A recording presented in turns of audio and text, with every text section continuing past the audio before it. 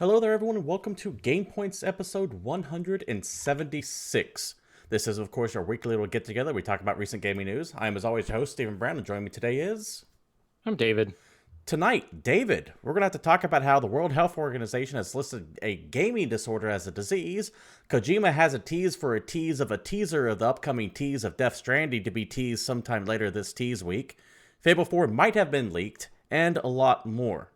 But first, before we get into any of that, I want to remind everyone that E3 is almost upon us, and it runs June 11th to the 13th, and of course, all the conferences are the couple days before then, minus Sony and EA and Activision, and either way, we're going to have some good stuff, because Microsoft's still there showing off what they got having on. You have Ubisoft doing their thing, of course, you have Devolver doing their weird insanity. The point is, though, is that means that next show, this Monday, will be our annual E3 prediction list. That's right. It's when two guys from the internet do what all the other two guys from the internet do on their podcast, try to guess what the hell's going to happen at E3. And we want you to be a part of it. Send in your suggestions, wishes, hopes, outlandish ideas, either to myself at Twitter at CapitalistPig, the show at GamePoints PC, or email them at GamePointsPC@gmail.com with your weird wish list / predictions / whatever you would like to see at E3. And we will be doing that Monday for certain.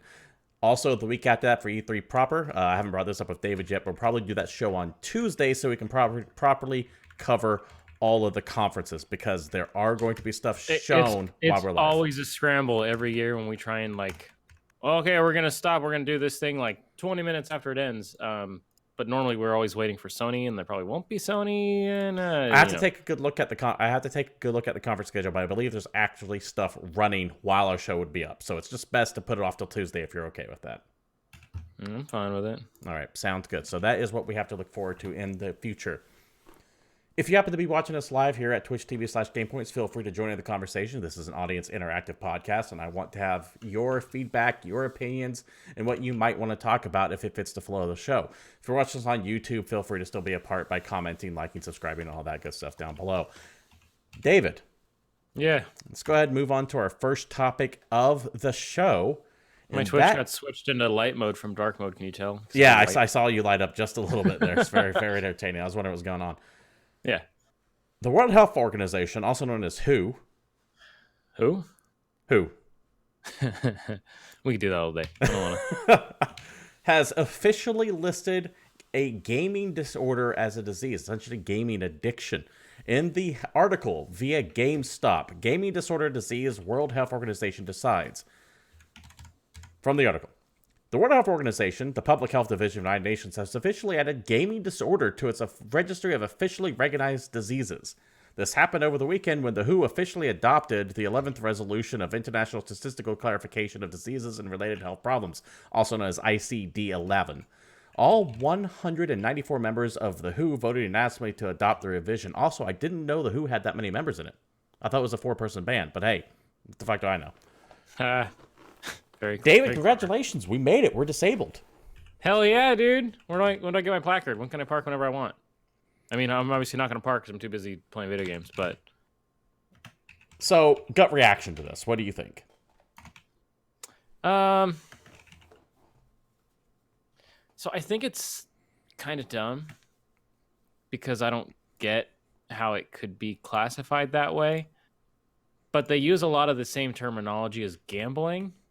And there's plenty of reports I've heard out of South Korea of people literally gaming themselves to death.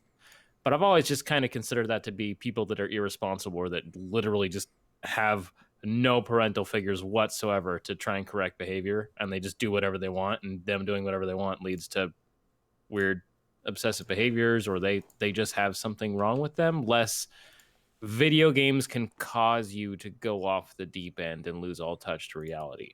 That's the part I have trouble with.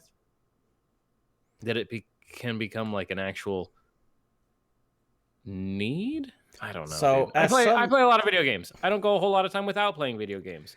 As some random jackass... By the terms of their shit, I'm probably addicted or addicted adjacent.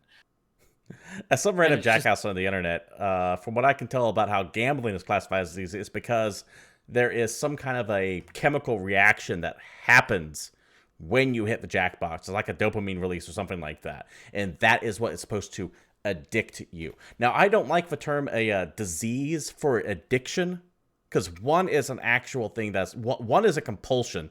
The other is like cancer, for example, is disease. Alcoholism falls kind of gray area because there's some genetic things that actually lead to more increased alcohol. It's such a gray area. And that's, I think, my biggest problem with it, is that I want a black and white explanation, and they can't really give me one.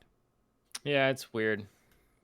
So, if you want to know exactly what is considered a gaming disorder, back to the article again. According to The WHO, gaming disorder is characterized by a, quote, pattern of persistent or recurring gaming behavior offline or online. The official description goes on to say that gaming disorders can include the following: impaired control over gaming, for example, onset, frequency, intensity, duration, termination, context. 2. Increasing priority given to gaming to the extent that gaming takes precedence over other life interests and daily activities. And 3. Continuation or escalation of gaming despite the occurrence of negative consequences.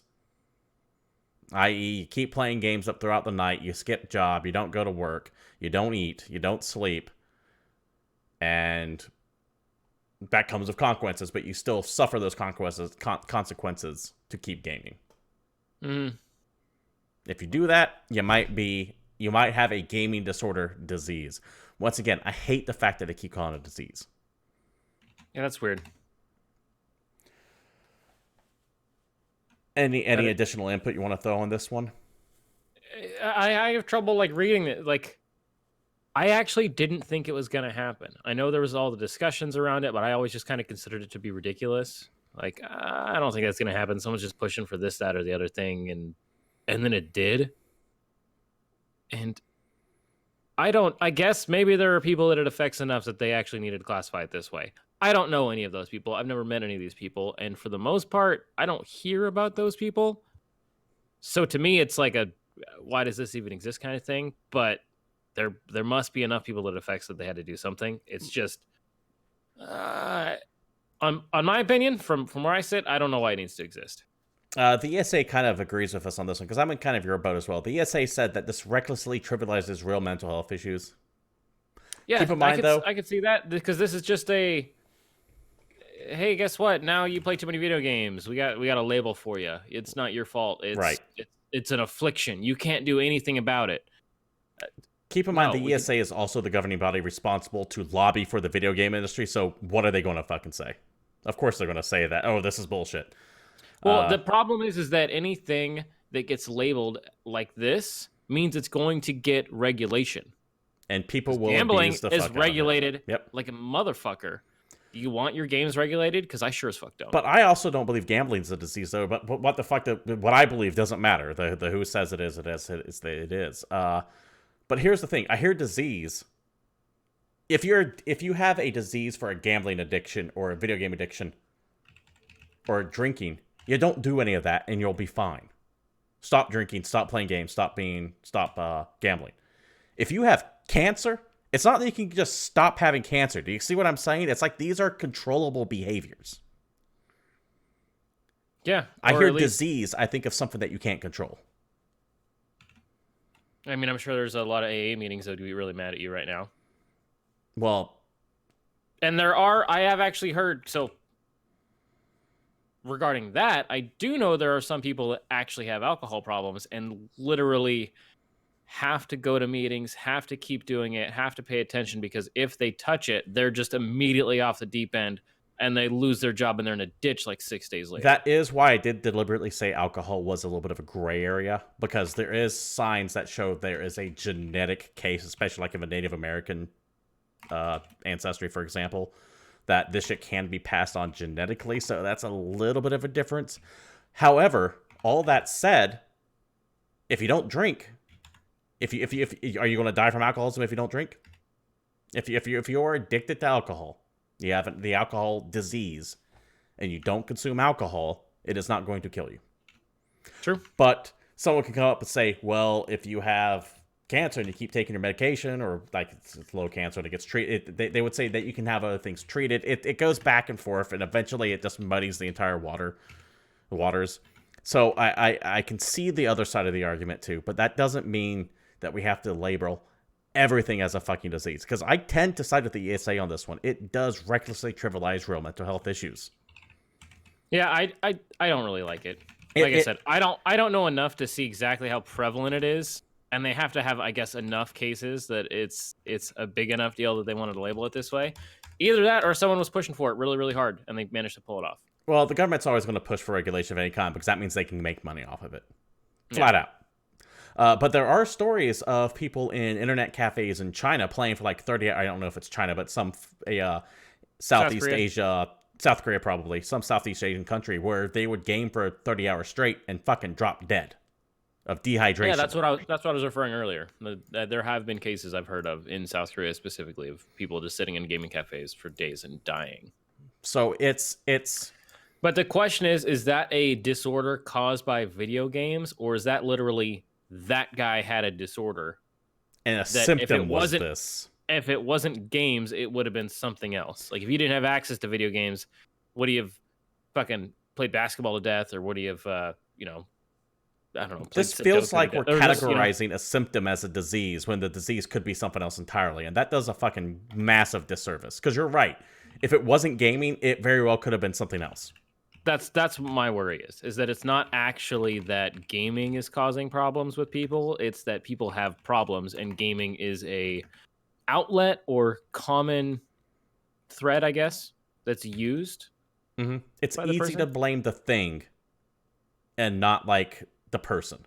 And I know it's hard to say blame the person, but if there's something fundamentally like messed up with that, it might not be gaming disease. They could have like some weird like mental disorder that needs that certain dopamine rush. Now that doesn't mean they're getting it only from gaming. They could be getting it from somewhere else and then they would be addicted to that. That means gaming isn't a disease. I mean, I'm going to go back to just the base idea that I keep saying base.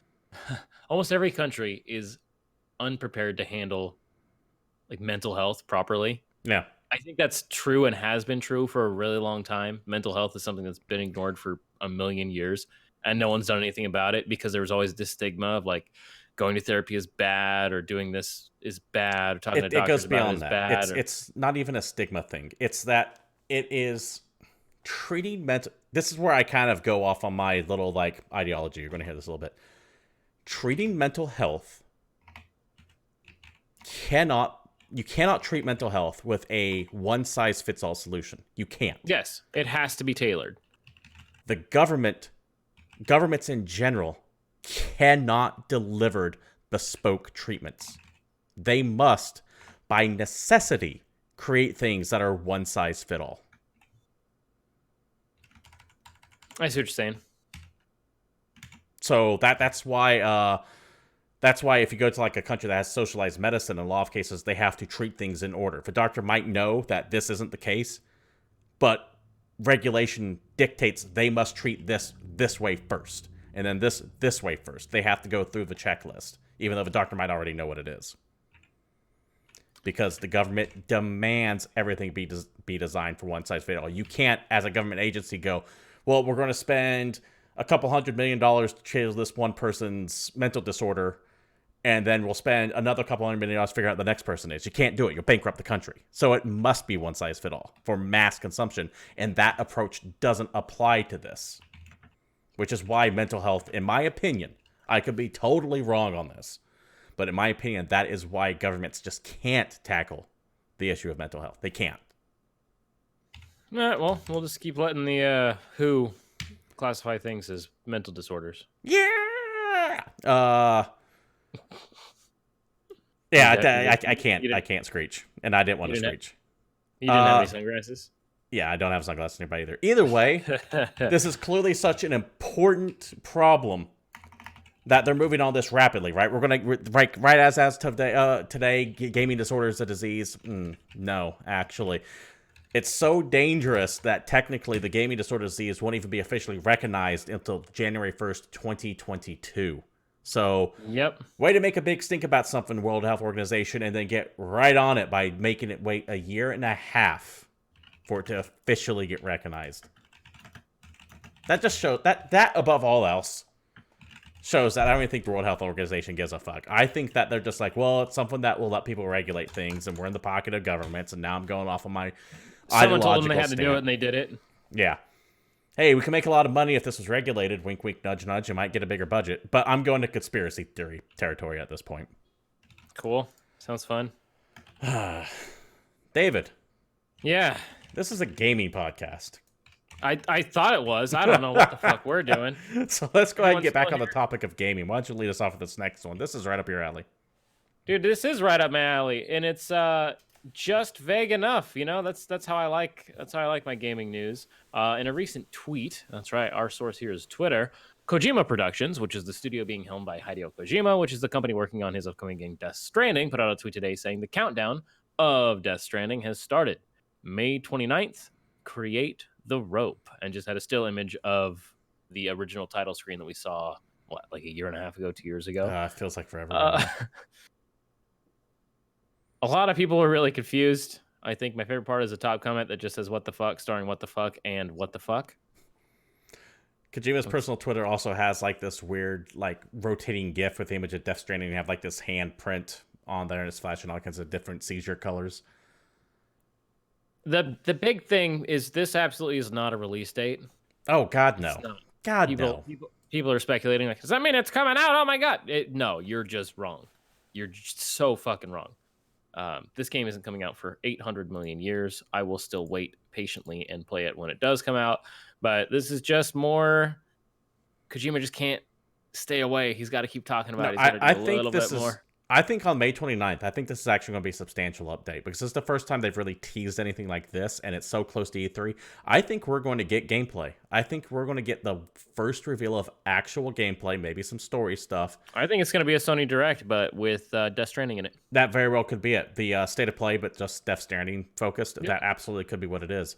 I keep wanting to say cut the rope, by the way, not create the rope. Well, what are you going to do? Because cut the rope makes sense to me, but creating rope, I mean, how does one create rope? Well, I mean, you're carrying around weird egg baby backpacks, so why not? So yeah, either way, we'll have more news on May 29th, which means I can guarantee you Death Stranding will be covered on the next show as well. As an aside, I know that they have to hype things up, but this is one of those things that I hate when they tease the tease of a teaser. Yeah, it drives me insane. I don't need to know when I'm going to learn about a thing. Just let me learn about a thing. If your teaser is a title screen, then you don't have anything to say. It's all about that thunderclap first impact, though. So, like, they could just... I get why they do it. They could just release for trailer on the 29th, and everyone who was going to see it would have seen it within 24 hours.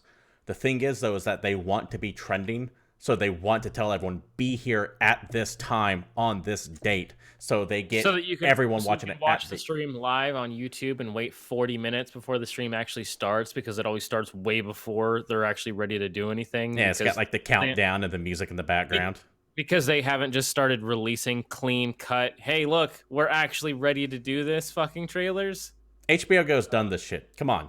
Learn from HBO, guys. Once 9 o'clock hits, let's go. It's on. Or just, like Nintendo Directs, where it starts, and then it's on, and then it's over. Yeah. Either way, we'll find out May 29th. No official time yet, but that is Wednesday here in the States, so we'll definitely find out. David? I'm pretty excited about that. Yeah, it looks interesting. It's ridiculous. It's not even news. We're just kind of talking about it, but, man... Here's the thing. Yes, it's not even news, but anything Death Stranding is worth mentioning up because it's such a huge game. Kind of like this tease right here, this maybe leak I'm going to mention right now. And that is the fact that Fable 4 might have possibly been leaked by Mixer itself. Now, this source comes from Reddit, so take it with a grain of salt. A user by the name of Snow9876 posted a screenshot. And once again, remember, screenshots can be faked. But... Yep. On Mixer. If you guys don't know what Mixer is, it's Microsoft's version of Twitch. Yep, basically. And when you it's go... built into like Xbox and Xbox Live and all that good stuff. You can go pull down a category and you see all the games and you're scrolling through there. Apparently in Mixer itself, or at least was a listing for Fable 4. Cool, right? And that's it. That's all we're going on. That's it. Just this single thing that's showing up on Mixer, and it's probably not there anymore. But Mixer's owned by Microsoft. Microsoft is probably gonna have the biggest damn E3 they've had in years and years and years because they have no direct competitors because no one is fucking going to it. So they have all the time they need. And who wouldn't want another Fable game? Yeah, the last mainline Fable game was Fable 3 back in October 2010. They've had some lame-ass spin-offs. I think there was a card game. There was like a VR experience. Do you remember how great Fable was supposed to be? Yeah, Like Fable is the perfect example of Peter Molyneux. How grand and reaching and just dramatic and amazing and evocative. You can sit here and watch this blade of grass grow and die and grow again. Because Peter Molyneux has no idea. Peter Molyneux truly was Randy Pitchford from 10 years ago. Or rather, Randy Pitchford is Peter Molyneux from 10 years ago. It's that same level of, I really think that this game is going to be amazing. I'm going to put my heart and soul into it. I legitimately believe this is what my final vision is going to turn out to be. And they overhype it. They oversell it. When it comes out, they go, oh yeah, that's what I had planned all along. And everyone goes, right, sure you did. Yep. But I think it's fairly believable. One, because it would be stupid to not have a new Fable game. Because, hey, guess what? They're going to have a new Xbox at some point. And you know what's going to sell a new console? New Fable. Yeah, especially if you start making games and not just sit on it and just have third-party shit. Microsoft has to be super aggressive, too, because Sony can kind of sit back and rest on their laurels a little bit and have one big release. But when Microsoft comes out with their new Xbox, whatever it is, I would be shocked if it didn't have like at least Halo at launch, this new Fable at launch, and at least 2 or 3 other major titles. And I don't mean just Forza. I mean like another Gears of War, something big. That they have to... swinging. I don't see Microsoft like holding back on this content. That's why I'm so excited to see what they're going to show off this E3. I think that they are going to fucking bring the thunder hard by necessity. Yeah. And it's going to be like the Switch lineup was for that first few months. Remember when the Switch first came out? They fucking launched with Breath of the Wild. Then you had like Mario Odyssey out the gate. And it's going to be a launch lineup that strong. Mm-hmm. I get the feeling it has to be. Anything less than that is going to put Microsoft on the bad footing out the gate because they have to knock it out the park. Yep. But I think it could be cool. The original Fable team obviously wouldn't be working on it because they aren't even a team. Yeah, Lionhead's gone. Like they would all be scattered to the 4 winds. And there was a rumor back in like October last year or something like that Playground Games was working on a new Fable. What's Playground Games? A new. They're the guys that make the Forza Horizon series. Okay. So they're like an in-house. Well, now they're an in-house Microsoft studio. Were they one of the ones that got bought up when Microsoft just announced they bought like 10 studios? Yes. And there's a rumor. When was that? Was that E3 last year? That was late last year, I think. Maybe E3. But yeah, there was a rumor at some point that Playground was working on another Fable game or something in the Fable universe. So if that's got any legs, if this has any legs, then I could see a Fable 4 hitting when time's right. The next box or whatever the fuck they're gonna call it. The time is right for it. Yeah, for sure. I'd play it. I borrowed a 360 just to play Fable 3. I didn't own one. I borrowed my friend's, beat the game, give it back. I played Fable 1 real quick. I didn't play Fable 2. I played Fable 3. I think Fable 3 was my favorite, and I'm in the weird minority on that because a lot of people didn't care too much for Fable 3. But I actually liked that one because by that point, I was no longer hyped up for the franchise anymore. Yeah, I was just playing I knew what I was going to get. Fun. So yeah, Fable 4 possibly on the way via Mixer. Once again, though, just keep in mind, this information is coming from a single screenshot based on a random Reddit user. So... it feels right. Enough of it feels legit. We've gone off worse. Yeah, we have gone on worse for damn sure. I just want to mention that out the gate to let everyone know. I think this is true, but we'll definitely see. That brings us to our next story, as we're just tearing through these real quick. That takes us all the way to Belgium. Yep. In a story from Twinfinite. I like Twinfinite, by the way. I like Twinfinite quite a bit. Nintendo is going to be shutting down mobile games in Belgium over Belgium's new loot box laws. Yeah, if you remember about, 6-8 months ago, Belgium passed those laws, and EA was like, well, we're not going to follow that. And then eventually EA went, we're going to follow that. EA was like refusing to take their shit out of FIFA. they basically said that loot boxes are gambling. Yeah. Belgium declared loot boxes are gambling and are illegal. The decision was officially announced on Nintendo Belgium's Twitter account, along with a longer statement on their website that reads, "Due to the current unclear situation in Belgium regarding certain in-game revenue models, we've decided to end the service for Animal Crossing Pocket Camp and Fire Emblem Heroes in Belgium. It will therefore no longer be possible to play and download the games starting Tuesday, the 27th of August." And That just shows that done. that the microtransactions And it's not just are good. you can't just stop downloading it. It's done. You won't be able to play it anymore. The game is gone. That just shows that the microtransactions were the prominent feature of these games. By the way, if the game is completely unplayable once they take out the loot box mechanics, that means the game was designed around just selling you loot boxes. Yeah, that's how this shit works. That's why Fire Emblem Heroes has made them like $1 million or $2 million or whatever. Yeah, they were selling really. Didn't a new Mario Kart one come out recently? And apparently, it's kind of eh. It's like Mario Kart Tour or something like that. I don't keep tabs of Nintendo of the mobile market because I personally think the mobile market is a wasteland of garbage full of clone after clone after clone reaching to the bottom common denominator so that they can all try to get some of that loot box cash, and like 99% of them fails. Like the Switch store. Oh god, yeah, the Switch store is kind of, it's just nothing but mobile ports. Not I take that reminder back. that there are bona fide mobile ports on Switch that they didn't even bother to take the microtransactions out of. And it's not nothing but mobile ports. There is some good stuff on the Switch store. But oh yeah, dude, that's the place to play indie games that I haven't played in the last 6 years. Wargroove. But if you haven't played Wargroove, get Wargroove. It's essentially Advance Wars. It's fantasy Advance Wars and damn good. So yeah. Anyway, all these loot boxes are starting to get repercussions, and that's a thing. Yeah, expect a similar law to pass in the U.S. I highly expect that. Not soon, but there will be something in the next couple of years, unless the ESA does what they did. Good. It's already been thrown around. Save Our Kids Act, or whatever the fuck it's called. Yeah, some stupid ass thing. By the way, here's the Children Act. Once you start becoming as cynical and jaded as I am, you start realizing that whenever someone names a law something, it almost means the exact opposite of what that law is. That's fair, yeah.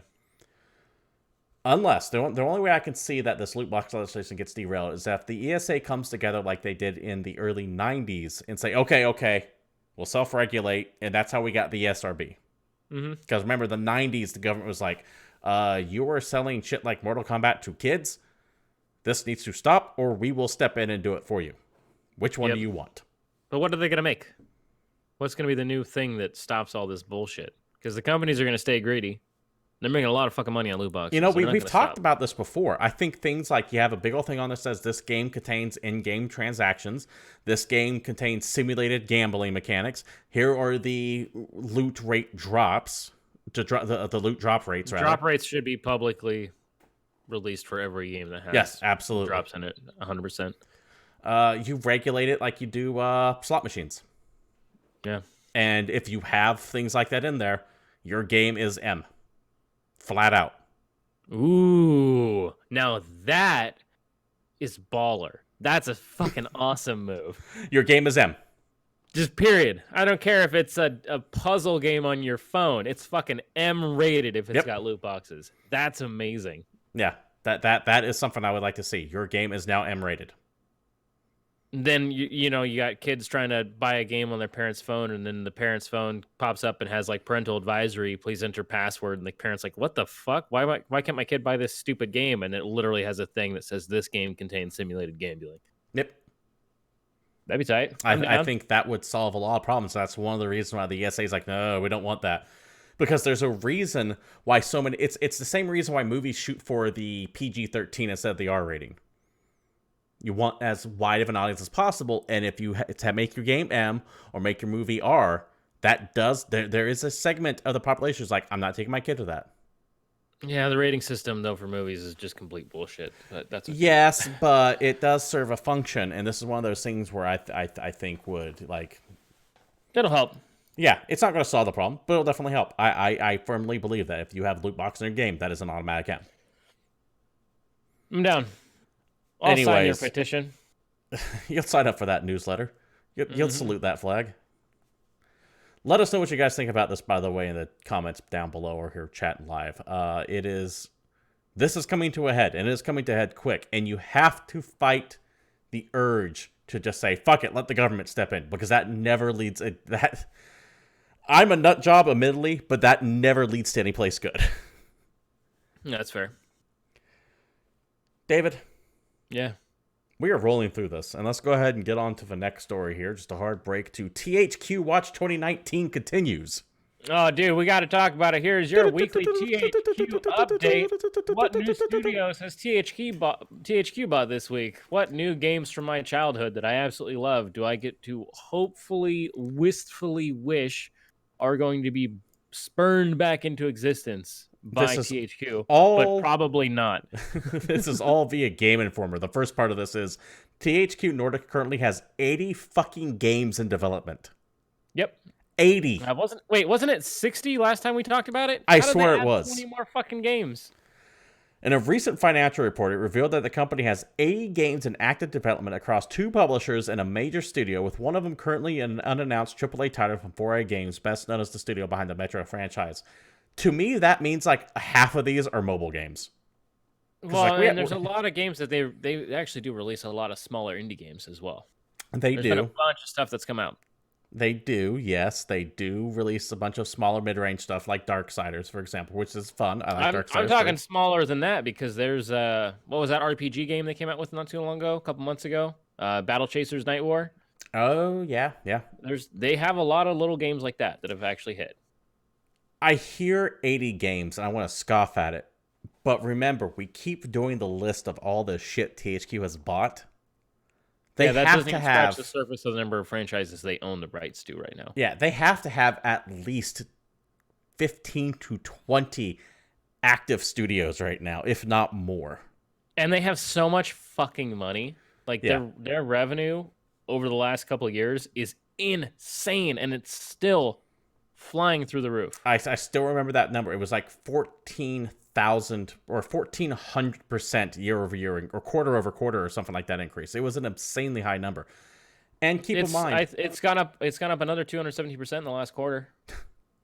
Keep in mind, their definition of active development could literally mean there's some concept art on a fucking wall, because active development is one of those phrases that a publisher / developer uses that really doesn't mean anything. It just means they're talking about it. Yep. Now, typically it means, yes, they have people working on the game, they're making assets, etc. But it is such a broad category. It can mean anything. And this could just be market speak. However, the 40 or 80 rather games is not the only news that came from this Game Informer article. Another bit came out, and THQ grows just a touch bigger in the fact that they announced that they bought Piranha Bytes. Now, if you don't know who Piranha Bytes are, these are the guys that made Risen, Elix, Gothic, all those weird, clunky-ass RPGs you find on Steam. Yeah. They made them all. Dude, Elix is kind of cool. Piranha Bytes is a studio that I want to see have money in a big cash influx into them. Because all of those games, everything you listed, are games that have like enormous potential but have problems. THQ, they could be amazing if they were given like a little bit more time or a little bit more development. You know what THQ is? Do you remember in the late 80s to early 90s, and they're still in existence right now, a movie production company called Full Moon? No, but finish your analogy because I have another one for what I believe THQ So is. Full Moon was this low-budget horror movie studio that made all kinds of movies. They made things like Puppet Master, Evil Bong, Doll Man, Demonic Toys, and all of these cheap, low-budget movies that went straight to DVD or VHS at the time, as it were. But if you just turn the part of your brain off that thinks rationally, you could rent one of these things for $2 and have a good night. That is what THQ Nordic is to me. All right. That's one way to look at it. What's your way of looking I'm at it? looking at it? They are an aggressive house flipper.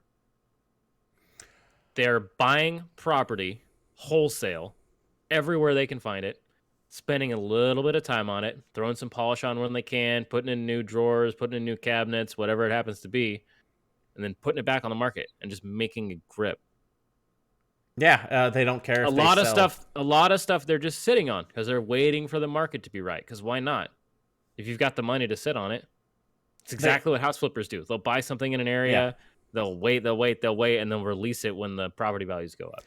They also seem to be a company that doesn't care if they sell 6 million copies of something. If they spent $50,000 on an IP and they make like a couple $1 million with half, they don't have half EA a million demands sales on any of these games. If a game sells 100,000 copies, they're like, sweet, that's fucking awesome. Yeah, that's more than the $50,000 we pay for the license. Yeah, we broke even when it was like 2,200 copies or something, ridiculous.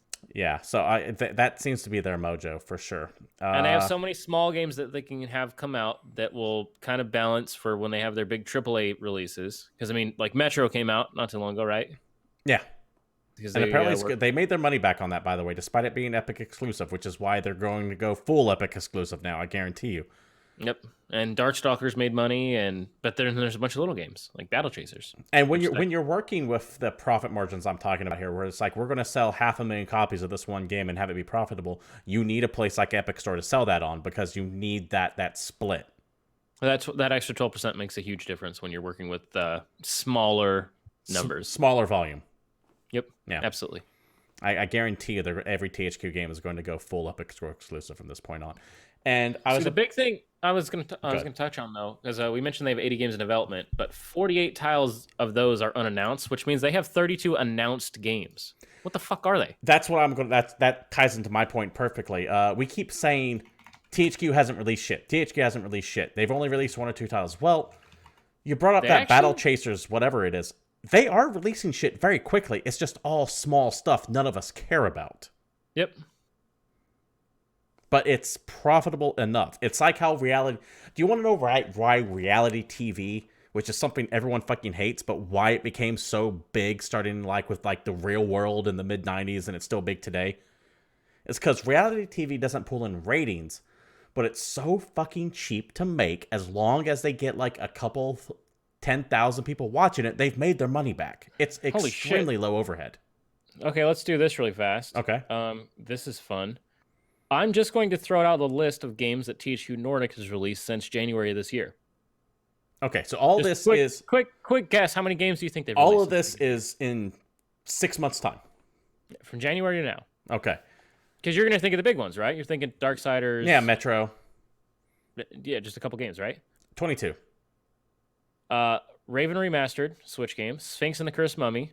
Book of Unwritten Tales. Rad Rogers Radical Edition. MX vs. ATV All Out, which that franchise does well. Notice all these are remakes and ports. Yep. Generation Zero, Darksiders War Master. Generation Zero is horrible, by the way. Bad Titan game. Quest Atlantis, Spellforce 3, Battle Worlds Chronos, Monster Jam, which is a monster truck game, Red Faction Guerrilla Remastered for Switch.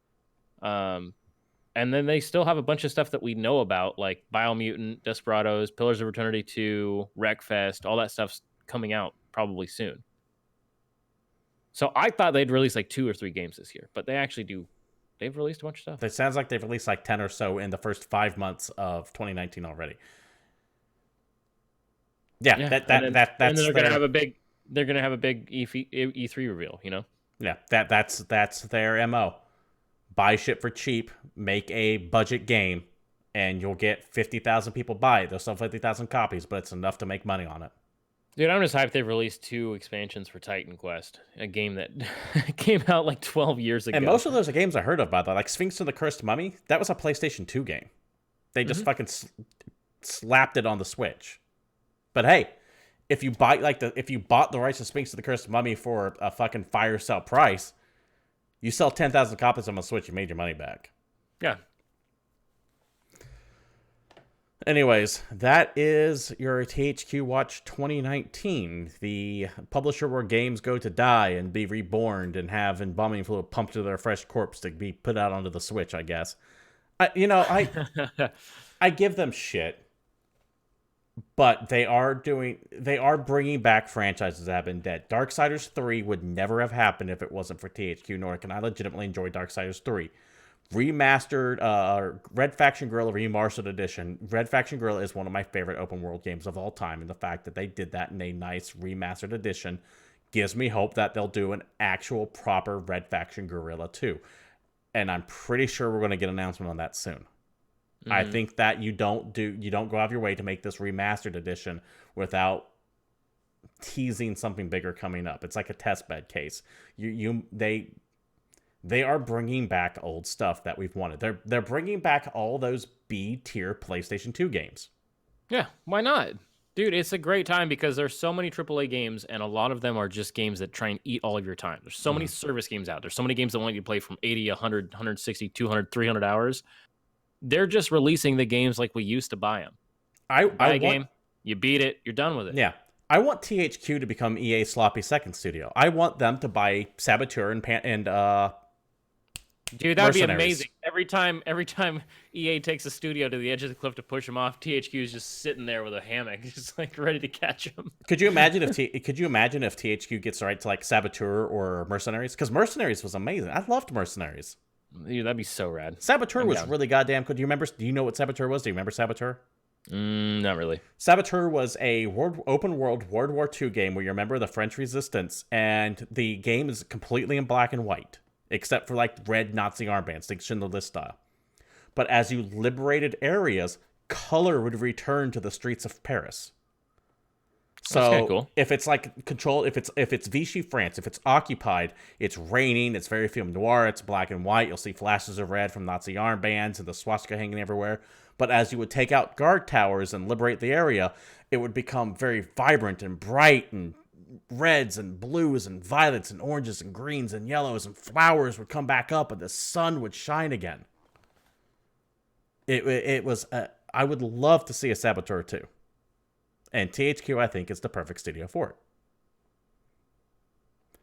Well, we'll wait and see. Yeah. They got time. Let us know what you guys want to see on your little THQ wish list down in the comments below as well. David, why don't you go ahead and talk about... If you get bored, just look at the Wikipedia for the franchises they own. You'll find something that you love. You'll definitely find something on there. Let's talk about... things no one loves. The departure of a dearly beloved friend. Oh, yeah. We're going to have to get into it. I don't have taps queued up. I can't. What was that? I said the OUYA is dead. I'm not going to lie. I thought the OUYA died like 4 years ago. I didn't even know they were still like had servers turned on for it. So what had happened is a couple years ago, we actually talked about this, or maybe a year ago, Razer bought OUYA. That is a thing that happened. Yes. And we're like, well, that's weird. What are they going to do with that? Nothing. It turns out these services for OUYA officially will shut down on June 25th, 2019. You'll be able to play games via the OUYA platform until June 25th, 2019. Once it's been shut down, access to the Discover section of the store will no longer be available. Games downloaded that appear in place may still function if they do not require a purchase validation upon launch. That's my favorite fucking thing. That means OUYA had games that were released that required a check online, like built-in fucking DRM to make sure it would work. This is why DRM is garbage, because it sounds like there are games that you could have bought on your fucking OUYA, which is a pipe dream, that you won't get to play when they turn the servers off. Yeah, this game that's fucking hilarious. And if it was OUYA exclusive, God forbid, it's dead. That game is now forever gone. I think the only OUYA exclusive that was worth a damn was Towerfall, and that already went everywhere. I didn't know that Towerfall was an OUYA exclusive. I think when released, it was an OUYA exclusive, and then it's since been ported to everywhere, so it actually had a market. Okay, that is enough. Let's put it this way: I didn't even know it was for the OUYA to begin with. So that's how little I cared about that console. It's not just OUYA. It's also basically the Razer Forge TV. So Forge TV's shutting down. Mad Catz Mojo Game Store is being shut down. I don't even know what some of that stuff is. So if you still have a Forge TV set-top box, which is a Razer product, you can use it just like an Android TV set-top box. It just doesn't have access to the Razer network, basically. And any funds that you have in your wallet on your account can't be redeemed anywhere outside of that store. I have no cash value and are not exchangeable for cash. So hopefully you're not sitting on any money. I remember when the OUYA first came out. I saw it at like a couple of the indie mixes. I remember seeing this thing, and I remember thinking to myself, why the fuck will anyone buy this? And when it first came out, it had a small but very devoted fan base. They're like, oh my god, the video's going to be amazing. That Kickstarter thing was so great. Everyone was so excited about it. And then it turns out it was basically worse than my phone. Yeah. The day it came out. Yeah. However, to give it credit, the OUYA was absolutely fucking amazing for emulation. 100%. Yes. And I have friends that still have OUYAs that use them as like mini arcade machines, basically. The OUYA suffered from the same problem the entire mobile market suffering. Because if the mobile market itself would have taken off, the OUYA could have been something. However, the mobile market, as we know it today in America, is like we talked about. It is a wasteland of clones of the same thing over and over again, all designed to catch the whales, and that's all the mobile gaming market is. It's a And the trash problem wasteland. with taking mobile gaming into your house is that it's a mobile game for a fucking reason. The Yeah, stuff that you play while you're waiting in line at the bank is shitty. It's time wasters. It's things that have no actual investment.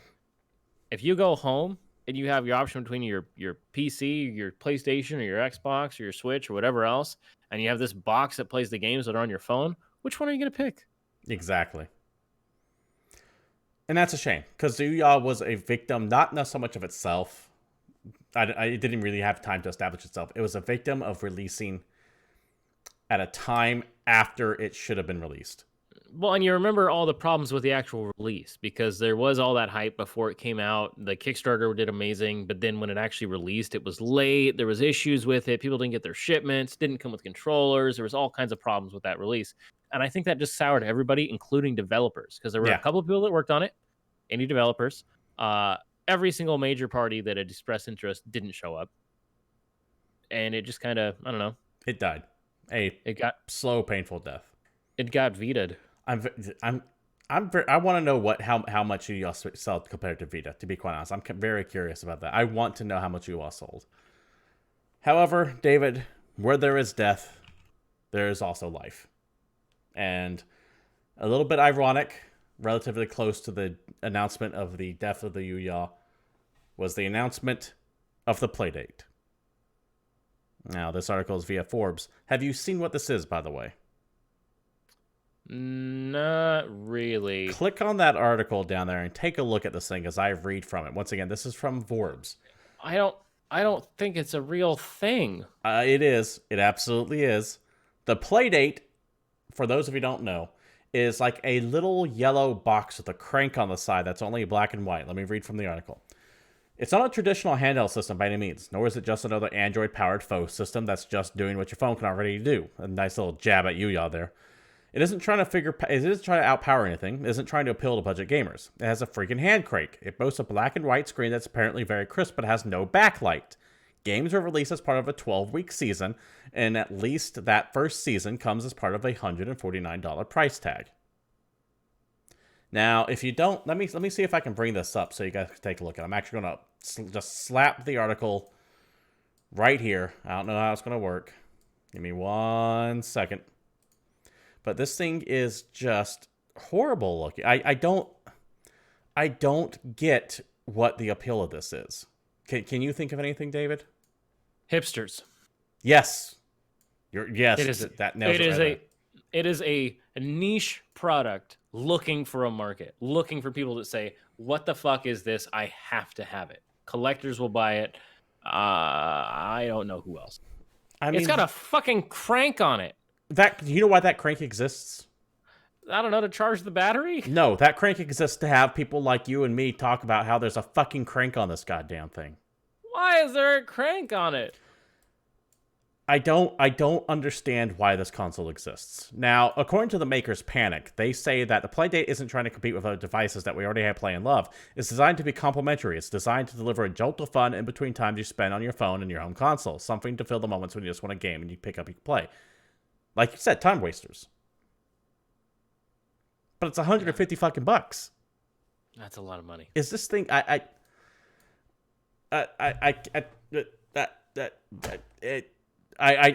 do not understand this. This looks like some Tiger Electronic shit from the early 90s. Well, and the problem is that the whole thing is just black and white. It looks like an LCD. Like, it's just black and white. It's not even...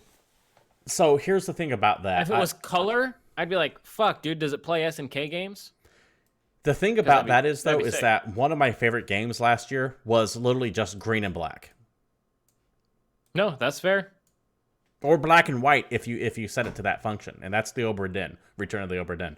So, I think it started at tan and black. It looked like an LCD display. We just turned it to green and black because we wanted it to look like an old video game. Yeah. So...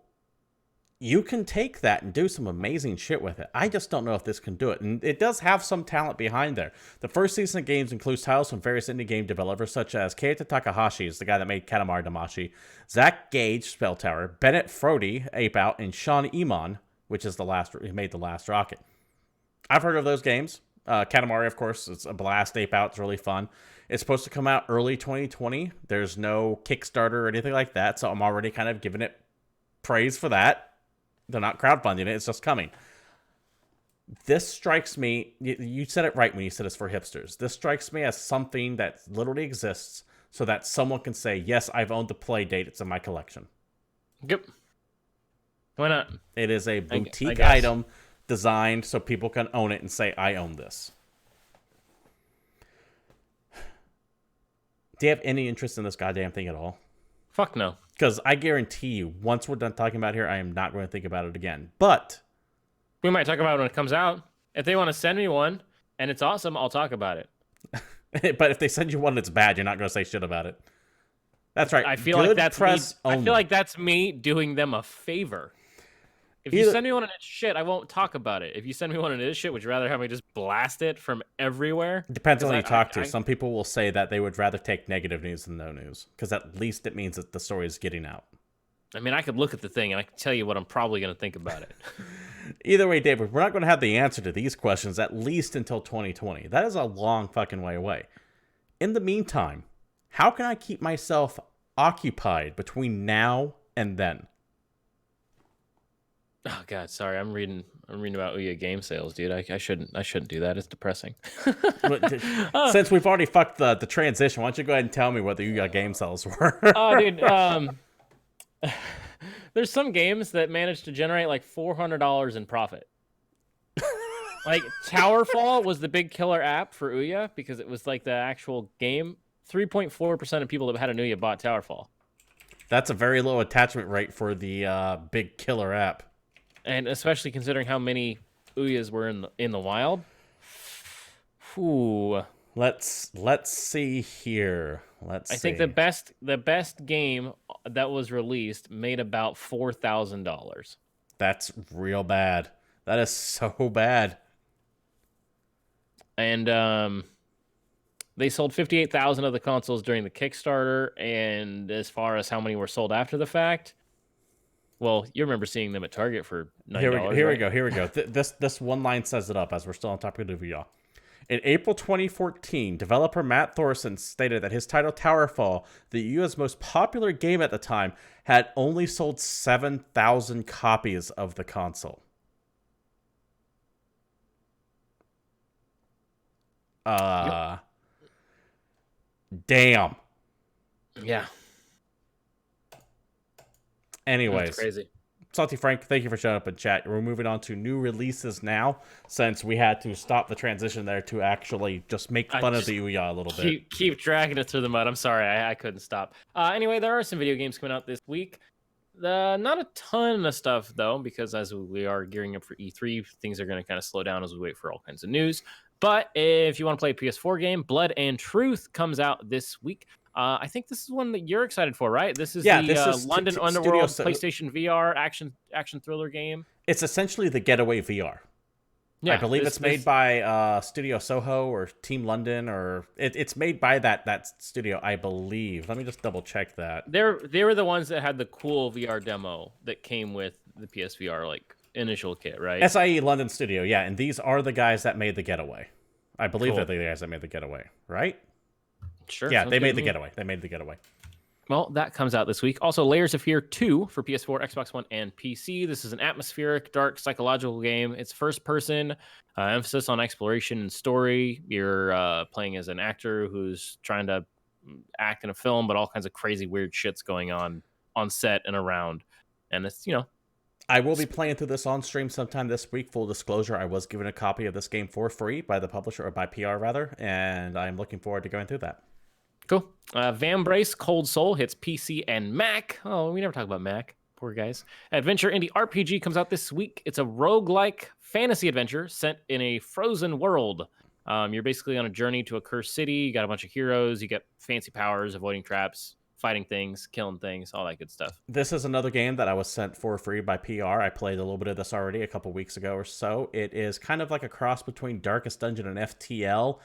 That seems like a hard sell for you. Yeah, you would think so, but I have a lot of issues with the interface. Now, I haven't touched it since my brief little playthrough. It was like last week, I believe, when I played it. I want to play it again now that it has been patched up fully. I love the premise to it, but it was kind of rough at first. I'm hoping they fix a lot of things to it. But once again, that was also provided for free by PR. Cool. We got Lapis X Labyrinth or Cross Labyrinth. I don't know. It's got an X in it. Call it what you want. PS4 and Switch. This is a dungeon diving action RPG. It looks, I believe it's a Nippon Ichi Software release. I'm not gonna lie, looking at the videos, it looks like a mobile game. I mean, like with heroes and gold and weird stuff going on. But a lot of these games, a lot of those releases I always respect, but they're not usually for me. So take a look if you're into that kind of art style, those kind of games. Since you mentioned, it is an ISA, by the way. Since you mentioned them, did you hear about, we didn't talk about, but did you hear about the shit about how they can't even afford to pay their employees right now? At least that's what the rumor is. Because Disgaea Mobile bombed for them. That's a rumor. I didn't even know Disgaea Mobile was a thing that existed. Did not Never do heard too of well it. For them. Nice marketing dollars, guys. Crystal Crisis, which is not Crystal Chronicles, comes out for PS4 and Switch this week. This is a crossover puzzle fighting game featuring characters from Nicalis, Tezuka Productions, some other stuff I've never heard of. It's got 19 different characters, including like Isaac from Binding of Isaac, Astro Boy, a bunch of other people. Every character has their own stage, musical theme, special attacks. It's a local and online multiplayer ragtag throwdown puzzle fighting game. So, yeah. Not essentially every single like indie game that Nicalis has published or created is in here. So you have like Runner 3, Time of Barbarians, Wonder Boy, and Disney, Binding of Isaac. Yep. Cricket 19, PS4, Xbox One, and Switch. It's a video game about cricket. You know, that sport. If you're in the US, it's not. I can't even begin to describe what cricket is. That's how little my knowledge. I'm pretty sure it's like golf, but with a bat. Okay. That's as close as I can get. Anyway, you can lead your team to international glory with Cricket 19, the truly global cricket simulation from Big Ant Studios. That's funny. Damn globalists. I think that's really funny. You can take control of your team from club to national level and lead them to T20 ODI or Test Match Glory, whatever the fuck that means. Spellforce 3 Soul Harvest hits PC this week. This is a RPG strategy. I actually played Star Force 2 for a while. It's just like a kind of RPG RTS game. You mean Spellforce? Spellforce, yes. What did I say? Star Force. Yeah, it's close enough. Anyway, it's like an RTS, but with a story, and I remember it being co-op, so I thought it was kind of cool, actually. And there's a new one. This is a THQ Nordic release. Look at that. They're releasing games after all. Dragon comes out this week for PC. It's an adventure, story-rich indie game, single-player, first-person, mystery set in 1920s Norway. So you're looking around for your missing sister. You got a kid with you that's wisecracking, being an ass most of the time, and you're doing your best in your adventure game. Hey, that's Frank. That's a discussion. Frank calling out that he thinks that cricket was baseball for people who are way into paddling. That's a bad one. I'm into that too. That's great. Void Bastards comes out for Xbox One and PC. This is a strategy action game inspired by BioShock and System Shock. It's a strategy shooter where you're trying to lead prisoners through an arc of spaceships and dangers and get out of there. The art style is actually pretty stylish. I think this game looks pretty cool, and I kind of want to play it. But no one sends me games, so we'll see what happens. Wizardry Labyrinth of Lost Souls is an RPG dungeon crawler. It's more anime style, so don't think Pillars of Eternity. Think Wizardry. Wizardry has been a franchise that's been around since like 81 or so. Now, it wasn't always very anime-esque. It had its roots rooted in was like in the Apple II days. It was a very American game, but it's been that license has been literally passed across the globe. Oh yeah, like there was a U.S. studio that made it for a while. Then there's a Canadian studio, and I want to say there was like a European studio. Now it's a Japanese studio, but they're all the same series or various spin-offs of which it's just that name gets passed around. Cool. Conan Unconquered comes out for PC this week. It's a simulation strategy RTS management game. Build up your strongholds Assemble an army, fight savage hordes in an RTS set in the world of Conan. I'm legitimately excited for this. It's actually developed by some former Command and Conquer vets over at Petroglyph. Yeah, Petroglyph was created in the ashes of Westward when Westward went boom. And they made a game like Grey Goo. Grey Goo is another RTS. So they do like traditional RTS games. Build your base, cool. Send your units out. And that's kind of something that you don't see too often. That's true.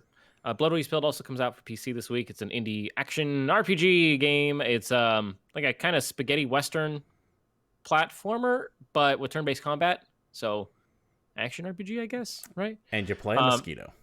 Hand-drawn world looks really cool, and you're a bounty hunter. And yes, you are a mosquito. Out for blood. Blood will be spilled. Outer Wilds hits Xbox One and PC. This is an action-adventure game set in space. It's also a first-person game, so it's like a kind of open-world mystery about a solar system that's trapped in a time loop, and you're kind of wandering around. It looks a lot like a walking simulator to me. I don't know if it has any action. I get strong Subnautica vibes from this. See that? But in space. Yeah, I get strong Subnautica vibes. You learn things, and you have like 20 minutes, I think, of real time to solve it before the solar flare goes up and kills everything, and then the world resets. What's the opposite of sub? It's like upper Stratonautica. Sure, sounds good. How about Gato Roboto for Switch and PC? It's a Metroidvania indie action adventure game. You hop in your armored mech and set off on a journey through the alien underworld, killing shit, getting new parts, making your mech better so that you can go new places so you can kill new stuff as you're trying to save your captain. I believe it's a Devolver game. Published by Devolver, not made by. Yep. We also have Cricket Captain 2019 releasing on PC.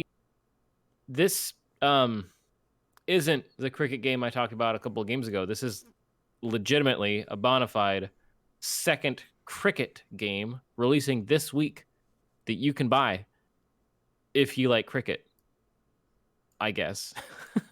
As far as I can tell, it does everything the other one does. I honestly don't know the difference. Maybe this is FIFA versus PES. Maybe there's been a cricket war going on. What I think this is that this is FIFA compared to Pro Football Manager. This is like the behind the scenes. I'm managing the team, probably. I can't say for certain, but I can't even begin to describe what the fuck cricket is. I mean, Salty Frank said it best. It's golf or baseball for people who are into paddling. But goddamn, fucked if I can tell you. It's base golf ball. The not very good follow up to basketball. Trover Saves the Universe comes out for PS4. This is the VR adventure indie game from the co-creator of Rick and Morty. This is you're playing as a weird guy who's looking for your kids or your pups. Or it looks very Rick and Morty. Watch a trailer for it. The voices are straight out of Rick and Morty. It looks weird. It looks wacky. It's probably really funny, and it's in VR. You know that company is called Squanch Games, by the way? Yes, it is. So get your squanch on. Get squanched. Enjoy your squanch. Yeah. If you hate Rick and Morty, stay away from this. If you like Rick and Morty, this is up your alley. Yep. And finally, SteamWorld Quest, Hand of Gilgamesh. Releases for PC and Mac. This is an adventure RPG card game. What's funny is there's been a shit ton of these SteamWorld games, and they're all different. Yeah, they really dance for genres on these. Yeah, because there's SteamWorld Heist, SteamWorld Dig, SteamWorld Dig 2. They're all like loosely set in the same game universe, but they have completely different styles of play, and I actually think it's kind of cool. It reminds me of the Tiny Epic board game series. Yes, where it's like a small bite-sized chunk of content, but the type of content varies wildly game to game to game, and I think that's pretty cool. You're actually again going through a nice hand-drawn world because that's what these games always look like. Crazy battles, but it's like a card-based fighting adventure game. So far in the SteamWorld universe, there's Dig, Dig 2, Heist, Hand of Gilgamesh, and Tower Defense. That means they have a real-time strategy, a platformer, a Metroidvania, a turn-based strategy game, and a card game. Why not? Get it, guys. I believe in you. Weird. And with that, I believe our time is over as well. Yes, with that comes the end of new releases, which means the show itself is to an end as well. Thank you, everyone, for showing up to GamePoints episode 176. We do stream live here every Monday at 8 p.m. Pacific Standard Time here at twitch.tv/GamePoints if you want to be part of the show. If you can't be part of the show and join us live, feel free to join us at GamePoints, youtube.com/GamePointsPC. Regardless of where you're watching us at, feel free to like, comment, subscribe, throw bits at Amazon Prime subscriptions, all that good stuff. You know what streamers want in general. If you want to follow the show, you can do so on Twitter at GamePoints PC. You can follow myself, Steven Brown, at CapitalistPig21. You can follow David Smith there at Palstrife_Satori. Do not forget, next show, next Monday, is our E3 prediction show. Send us your wishes, dreams, hopes, predictions for E3 to GamePointsPC@gmail.com or any of those Twitters mentioned below.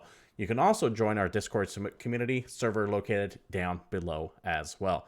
To everyone lurking, to everyone chatting, and to everyone watching later on YouTube, thank you for showing up. We will be streaming again this week. We will be back with this show next week as well. And until then, you all have a good night, and we're out of here.